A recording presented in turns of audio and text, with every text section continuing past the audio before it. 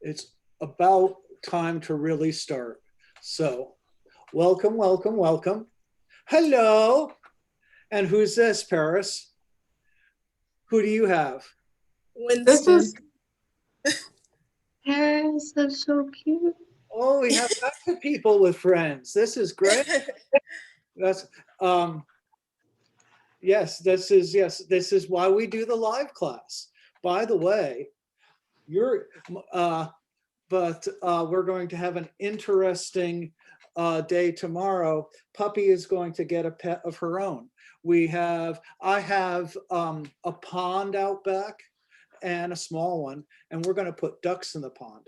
So she gives, because she's a shepherd type dog, and so she'll take care of, uh, yeah, she will take care of the ducks, and she will herd them, and they'll keep her occupied, and she will protect them from raccoons and coyotes, and everyone will be happy.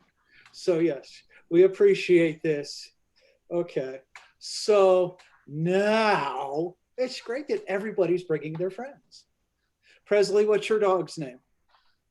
This is Harley. Hello, Harley. Hey, Juniper, do you see Harley? What do you think? Okay. It's not the same. We're going to go to the dog park later and she'll see in-person dogs. Anyway, but now we will get to our real stuff. Um, What we're going to do in class is finish stuff up today on how we look at history. And then we're going to, and then I have, as you see, already prepared an extra credit thing. And I will turn that on after class. And that's a one question, 5 points. It is optional.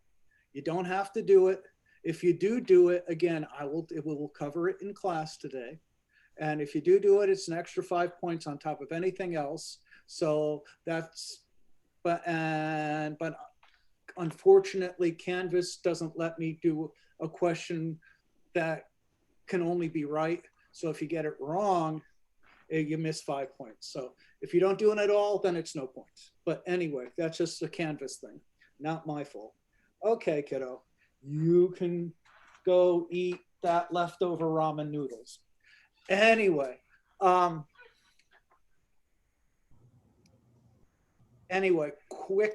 then next week, by the way, is test time. All online. Tuesday, I will have a review for the test. That's all we'll do, review what we already know. And then a week from today, no class meeting, use the time to take the test. So really only one class next week. That's what's up and coming. So finish up. I think this is like chapter 4 and 5 from the book, but we're finishing up, cover the whole thing, and I will help you focus on it. Anyway, library stuff. Okay, this is chapter 5. We talked about primary sources. Where can you get real stuff on historical events, like Civil War stuff, which we have all over here. Museums, archives, recordings, videos.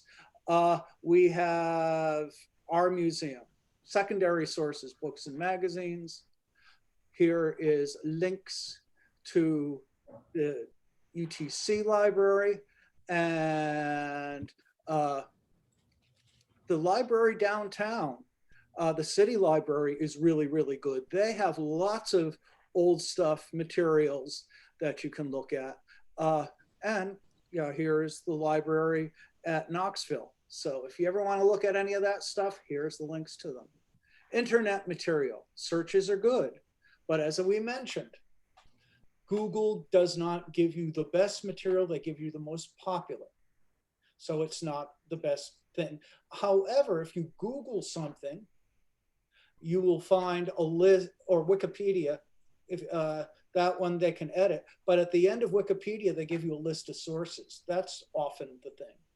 Lots of historical materials not digital, or if it is copied. And then a lot of it is subject to fees and copyright. I will talk a little about copyright later. So all sorts of stuff that you could find if you're looking at this. Again, that's simple. And again, I won't do an example. We got a lot to cover today.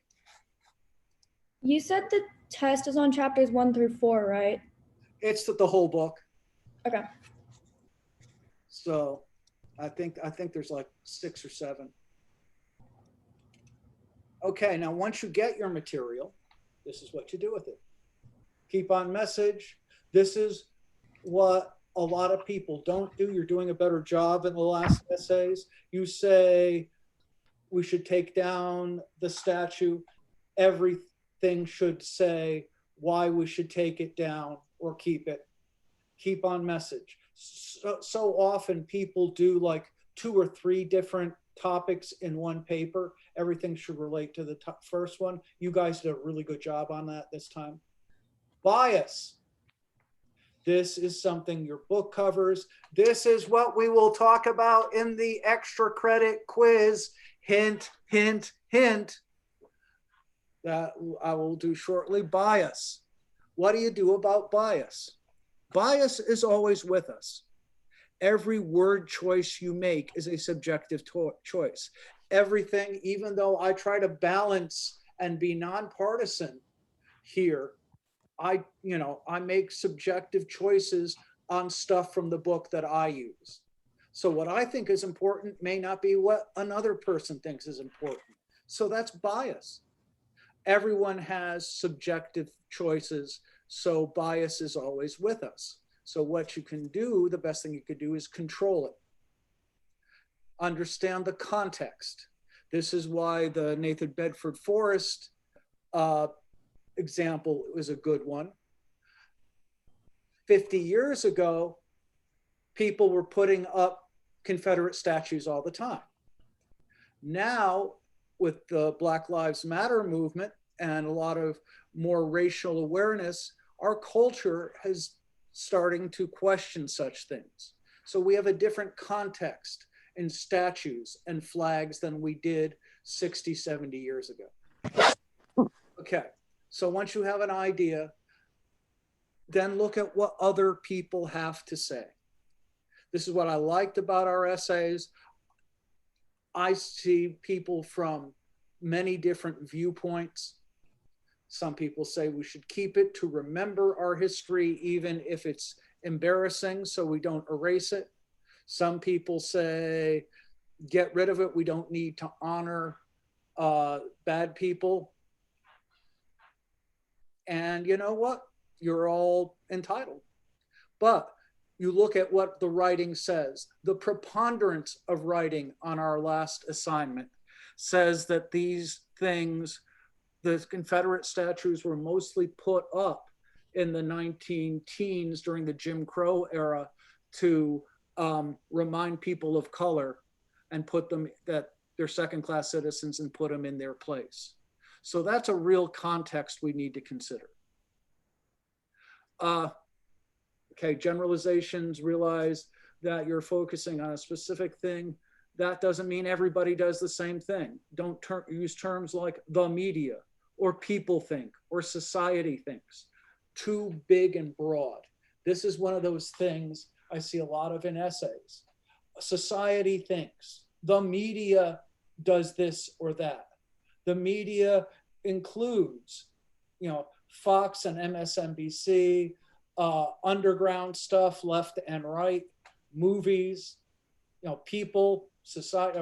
Anyway, be aware of your own experience. I, coming from New Haven, Connecticut, don't have the same experience that a lot of y'all from around here have had culturally. For example, I'll be honest, where I come from, church is your business. it's considered rude to ask somebody their church home. Here, a lot of people talk about it. Not better or worse, but where I come from, it's a very private sort of thing. So, but that is my experience. And it took me a while to get over the fact that people talk about church all the time.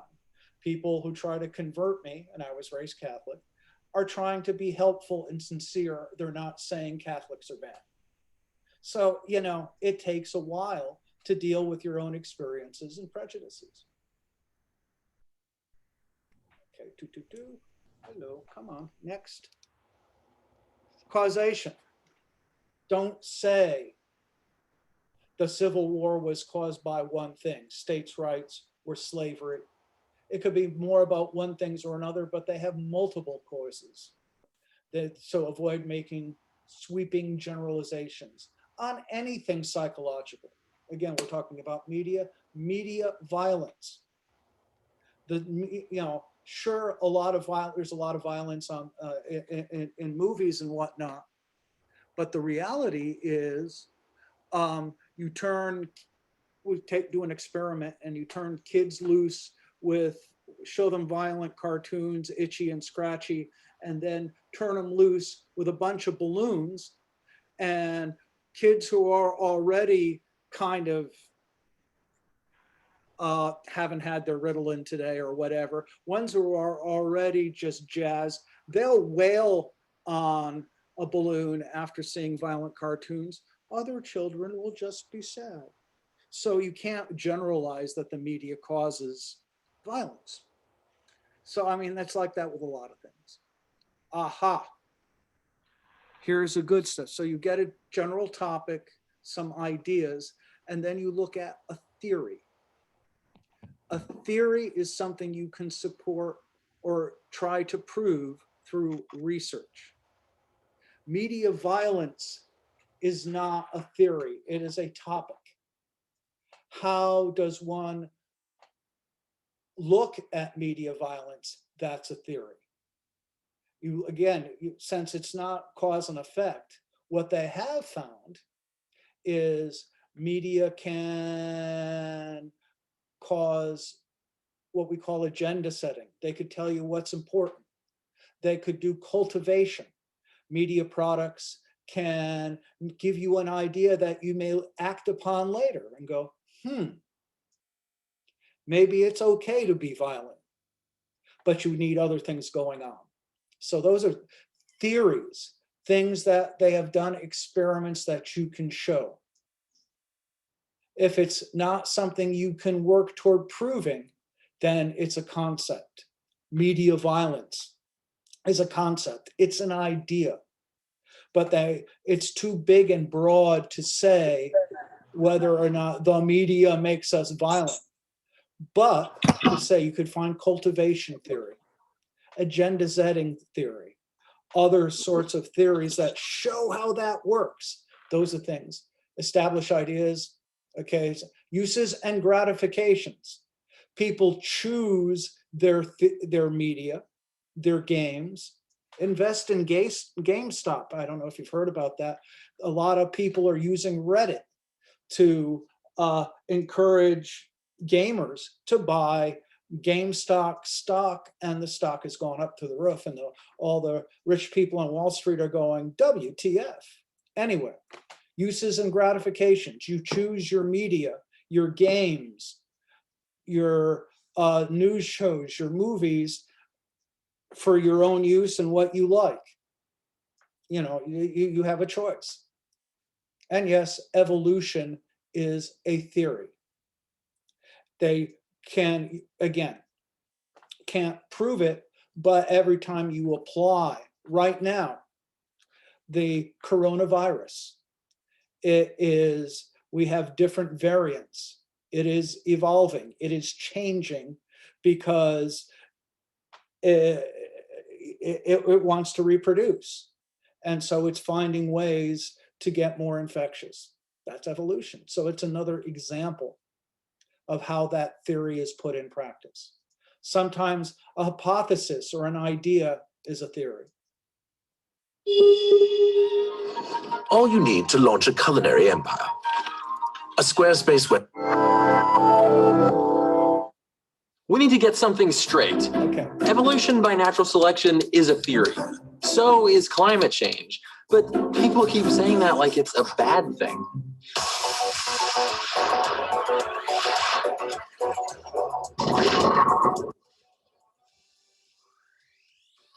I get it. I understand your frustration. We're all searching for ultimate hashtag truth, and complex, challenging ideas don't always fit nice and neatly in our brains.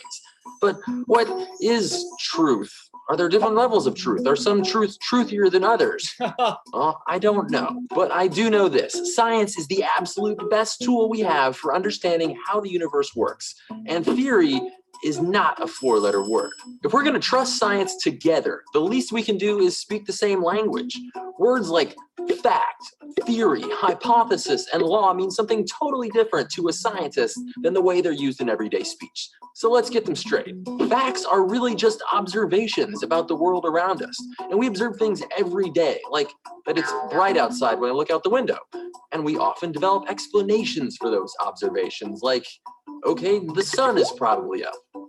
Congrats, we just developed a hypothesis. But a hypothesis isn't something you prove, it's something you test. So let's walk outside. It's bright, the sun is up, hypothesis confirmed. Way to go, we did a science. And you could do that in history too. We often come up with multiple hypotheses to explain an observation. We just eliminate the ones that are wrong. What's left over is not a theory or a law or an ultimate truth. It's just a possible explanation for something, one that can lead us to new hypotheses, which may agree or disagree with the original one. It's a never-ending story, only without the big fluffy dragons. That's so good. When enough hypotheses have gotten the old scientific check mark, we can pile these all up and turn them into something greater, a theory. A theory is the way we know something works, based on the evidence we've collected and all the hypotheses that we've successfully put to the test. The best thing about a theory is that we can use it to make predictions, and not just about the way things are, but how they will be. You may have heard someone say something like, I have a theory about why cats purr. I think it's because they're actually tiny robots, and those are their gears. Well, that's not a theory. That's actually a hypothesis. It's something that could be tested, but don't try this at home. This cycle, taking facts and observations, thinking up possible explanations, testing those explanations, and then making predictions based upon them, that's what this whole science thing is about. And in history too, we can look at the past, figure out what caused things to happen in the past, and use it to make predictions about the future. Theory isn't a bad thing. It means that idea got the gold star, the blue ribbon, a big shiny trophy that says, countless experiments have shown that I'm sufficient to explain all the observations that I encompass. Now, to see if you got this down, let's look at some examples. Fact, people get sick. I think we can all accept that. Hypothesis, people get sick because something gets in their body and starts doing bad things. Test each hypothesis, throw out the bad ones, and we're left with a framework that lets us understand why we get sick and make predictions. The germ theory of disease. Okay, let's try another. Evolution is a fact. We know that it happens, no doubt. But how does it happen? Evolution by natural selection is a theory. We've come up with thousands and thousands of hypotheses about it, tested them, thrown out the bad ones, and we developed a pretty darn good framework for predicting how living things change over time. So yeah, it's a theory. Stop saying it like a bad thing. Calling it a theory means it's passed the toughest tests that we can throw at it. And evolution has been tested maybe more than any other theory we know of. We should really call it the theory of the fact of evolution. What about something as fundamental as gravity? Is that a theory or is it a law? In science, a law is a detailed description, usually using math, of how something happens, like the movement of gas molecules related to temperature, or how mass and energy are always conserved. But a law doesn't tell us why something happens. Gravity, as it turns out, is a law and a theory. Newton's law of universal gravitation describes precisely how two objects will attract each other based on their masses and the distance between them, and gives us a nice formula we can use to figure it out. Textbook law. But Newton's equation doesn't describe what is happening or why. To do that, we need a theory of gravity. Fact, if I drop this, it'll fall. Law, I can mathematically describe how fast that apple and the earth will accelerate toward one another based on their masses and distance. But why is it happening? Hypothesis. There's a force pulling on the apple, or maybe there's something about the universe and the way it's structured that makes massive things fall toward one another. Or maybe the apple is like magnetically attracted to Earth or something.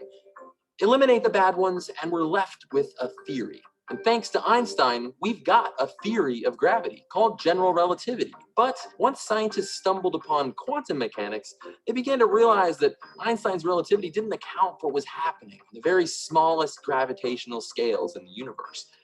And see, even though history isn't like physics, the point is new discoveries change how we look at things all the time. You know, you have facts that things happen, but why, as we get more information, it changes.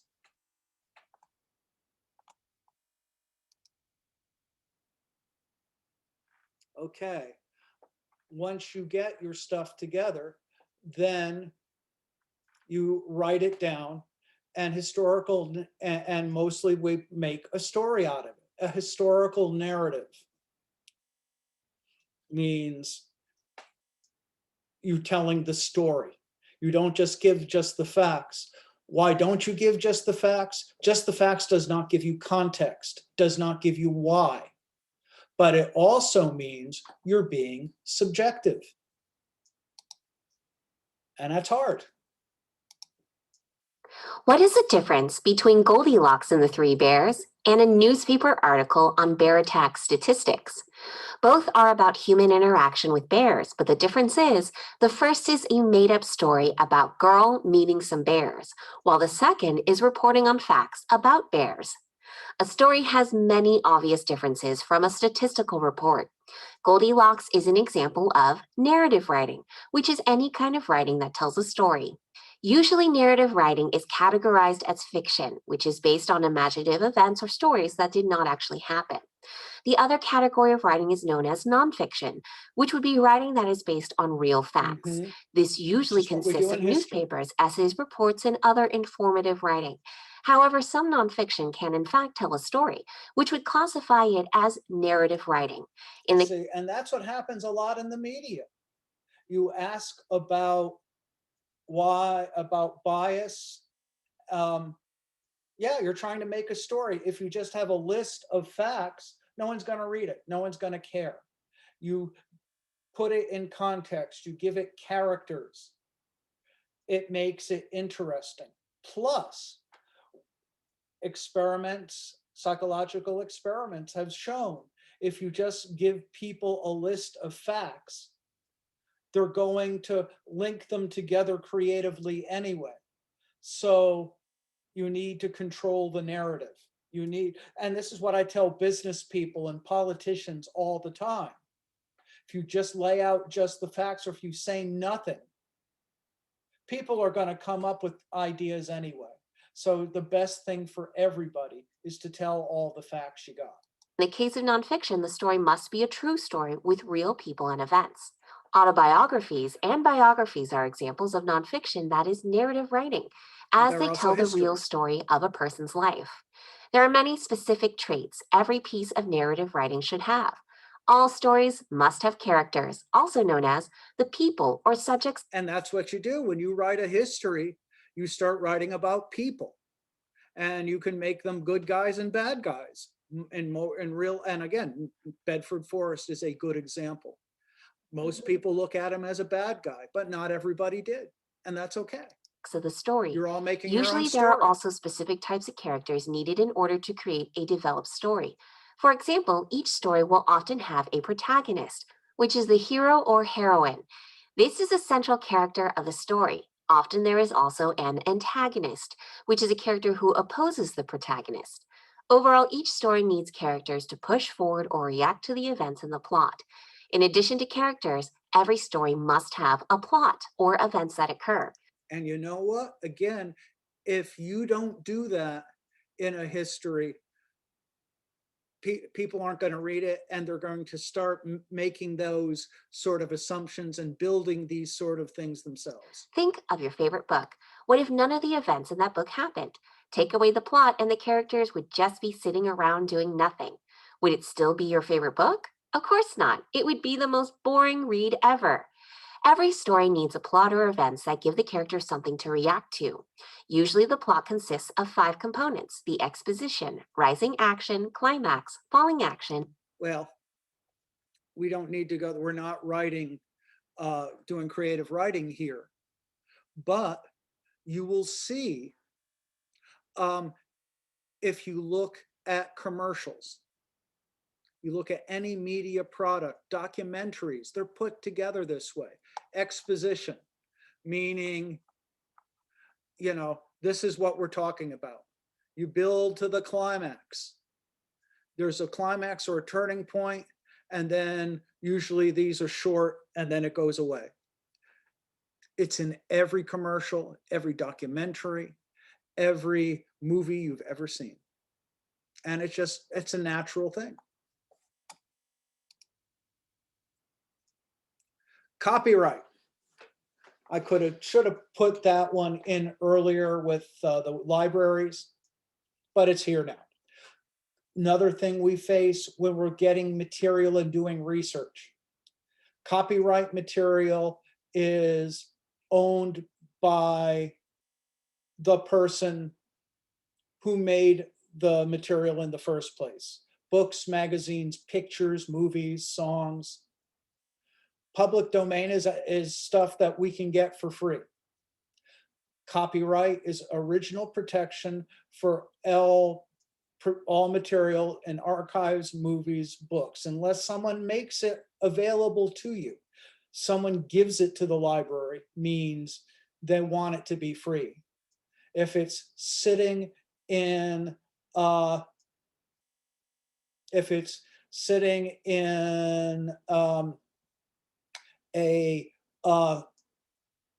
somebody's basement, then it belongs to that person.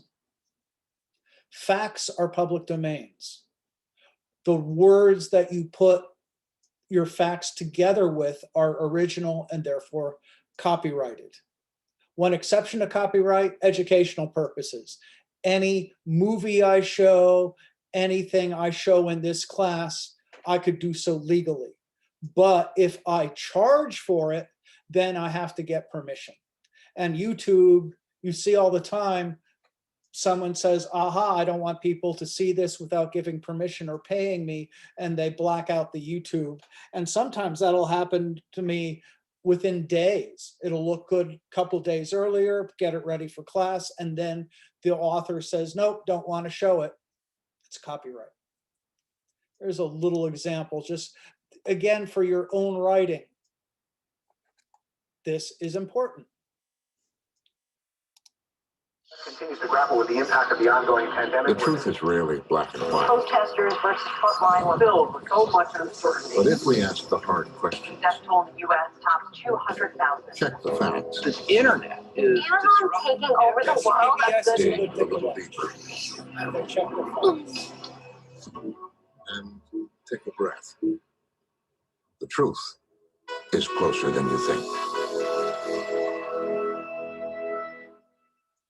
Here's an idea. You're not allowed to sing Happy Birthday. Yeah, this is it. I love this. Happy Birthday is the Guinness Book of World Records holder for the most performed song ever. You've probably heard it more than all of those Justin Bieber, Katy Perry, Rihanna, and One Direction songs combined. Unless you work in the food court at the mall, in which case I'm very sorry. But for all the times your family and friends have sung an off-key Happy Birthday to you, or you've sung it to a friend in a crowded restaurant and they've turned bright red, there's probably a lot you don't know, like who wrote Happy Birthday and when. It was Patty and Mildred Hill in 1893. And that you're actually not allowed to perform it in public without licensing it because despite being 119 years old, it's still protected by copyright. Wait, what? I know it's weird, but it kind of makes sense. Sort of. Let's talk about copyright for a second before we decide whether or not Happy Birthday should still be copywritten or copy. You never see copyright in the movies, or very seldom do you, because Warner Brothers, who owns the copyright, wants to charge you for it. Copyrighted. Copywrote. Copyright is complex, but the aims are noble. One aim is to incentivize creators for making awesome junk and to protect their awesome junk from people who want to copy their awesome junk but don't have the right. Notice Metallica. There's the first file sharing service, forgot the name of it, tip of the tongue thing, started giving away free music for downloads. Metallica sued them and said, hey, you should be buying the album. They won. So that's what gave us the 99-cent download from iTunes. Right. That's where the name copyright comes from, actually. In order to copy something, you need to have that right, that copyright. Another aim is to provide a system by which those works end up available to the public, thus increasing the pool of freely available culture. Once a copyright expires, that once protected work is then in the public domain. Once a work like James Joyce's Ulysses or George A. Romero's Night of the Living Dead is in the public domain, it's available to Birdie. And not just Birdie in the club, but like Birdie. And that is one reason we have so many zombie movies like Night of the Living Dead, because George Romero, who came up with some of the earliest movies, just said, let everybody do it. So you see lots of zombie movies. To remix, remake, alter, perform, go nuts. You could make a novelization of Night of the Living Ulysses, Space Rock Opera Ballet on Ice, the movie, and charge $45 for it. Or you could make awesome comics out of classic lit. Link in the description. Cool. Yes, yeah, again, it's a comic from Walt Whitman, who's been dead 150 years, or classical music. Classical music, you could, again, Beethoven's been dead 200 years. So actually 194 years. But yeah, so you could use Beethoven all you want. But once a work is in the public domain, it means the original creator doesn't profit as easily or in the same way from their creation anymore, which some people, some of whom have a lot of money and very much like their money, think isn't cool at all. Even a little. Not cool! Like imagine if Barbie, Mickey, and Luke Skywalker were in the public domain. There go the revenue models of some majorly successful people and businesses. Not to mention someone would probably make some kind of like terrible Disney-fied Star Wars crossover. Huh? Yep. Because Disney owns Star Wars. They also own Marvel. So yeah, they could do this. They did what? You have got to be kidding me. That is the stupidest. And this is from The Simpsons, and PBS paid for this Simpson cartoon. To continually protect these creative works, in the US at least, we've been extending copyright terms, thus keeping these things out of the public domain. Historically, we focused more on their ownership and profitability than on adding to the pool of freely available culture. Originally only 14 years, copyright terms grew to 28, 56, and 75 years. Then life of the author plus 50 years, 70 years, 95 years, and in some cases, life of the author plus 120 years. For some perspective, if this had always been the case, you could have been around for the annexation of the state of Texas, and the copyright on your banjo ditty would just about be expiring. Like Violet and the Chocolate Factory, copyright terms keep growing and growing and growing. Now, Happy Birthday isn't nearly as profitable as Mickey, but it is a beneficiary, or victim, depending upon how you look at it, of the same system. Patty and Mildred Hill put some blood, sweat, and tears into Good Morning to All, the song which gives Happy Birthday its melody. They sold it to a publisher in 1893, who sold his business to another publisher, whose brother took over and then bought other publishers. At some point in here, Good Morning to All was given Happy Birthday's lyrics, and thanks to innumerable and mercurial cultural forces, it became the song we know and love. Happy Birthday to you. Not long after that, in the late 20th century, Happy Birthday's now much larger than it was in 1893 publisher sold for millions of dollars to the Warner Music Group, who still holds the copyright for Happy Birthday. until 2030. That's right, the people who own the works for Dio, the Deftones, and Dragon Force own Happy Birthday, until the year Ghost in the Shell standalone complex takes place. Happy Birthday rakes in $2 million a year for Warner, who at one point sought royalties for all public performance, including that by wait staff at restaurants like Red Lobster. Yeah, Red Lobster pays Warner Brothers to be able to sing Happy Birthday badly. Which feels just icky. Holding a 100-year-old piece of much beloved and shared culture hostage for something like 0.1% of your annual revenue? HBD has certainly come a long That's Childish Gambino, by the way. way since that kindergarten classroom in the 1890s.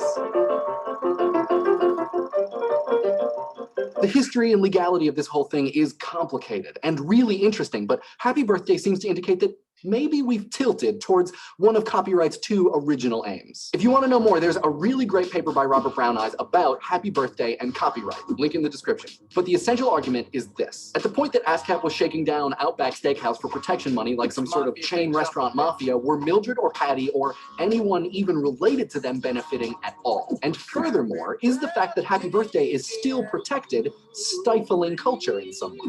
If the purpose of copyright is to incentivize creators while at the same time ensuring that at some point all culture is available, is it militaristic in one way and all loosey-goosey in another way? Or is it all gravy? I mean, nothing should be more aggressively protected than the creative work that comes from your soul.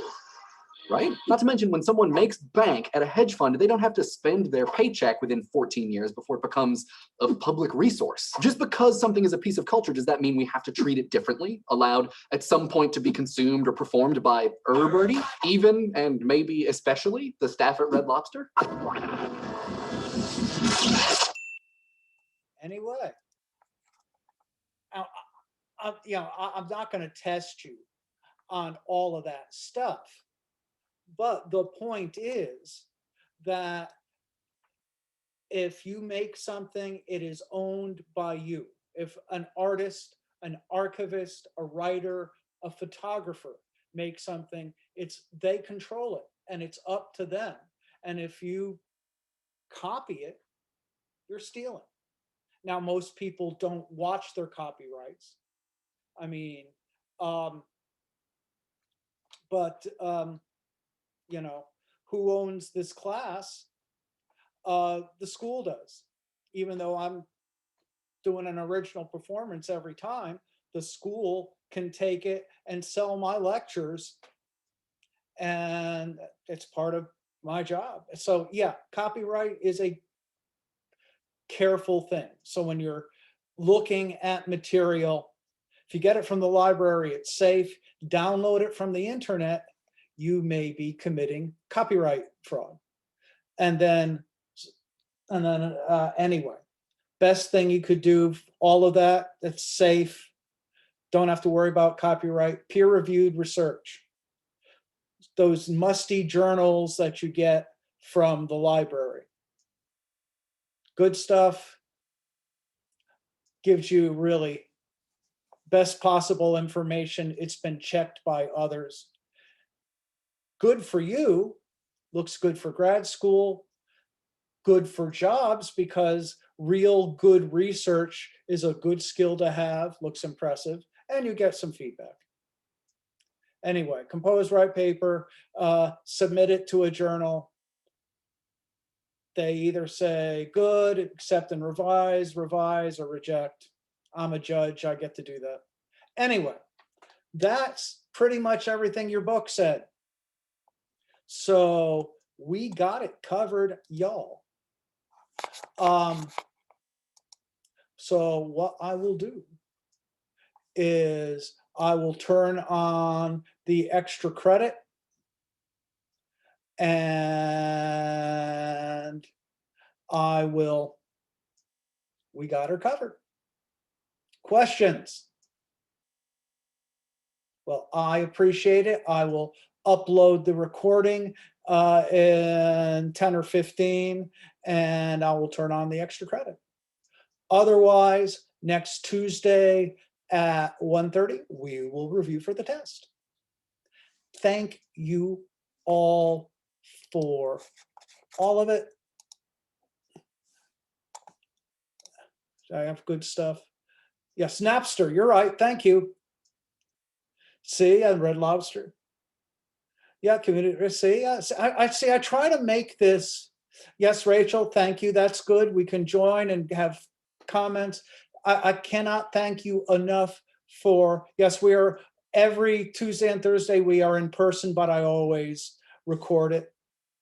So anyway, and yeah, there's the group me. For any sharing, that's fine. Honor system, I'm doing the test, try not to share test answers. What I do, everybody's test is going to be in different order and they have different numbers. So number 3 on your test will be number 6 on somebody else's test. So anyway, and thank you, Sean, that was Napster. I knew it and forgot a second. Yep, Red Lobster, they pay for, see, useful stuff we try to enjoy. Anyway, other stuff, greatly appreciated. I'll record this, and again, we got email, and I will see you Tuesday. And if I don't see you Tuesday, we will see you on the YouTube. Have a good one.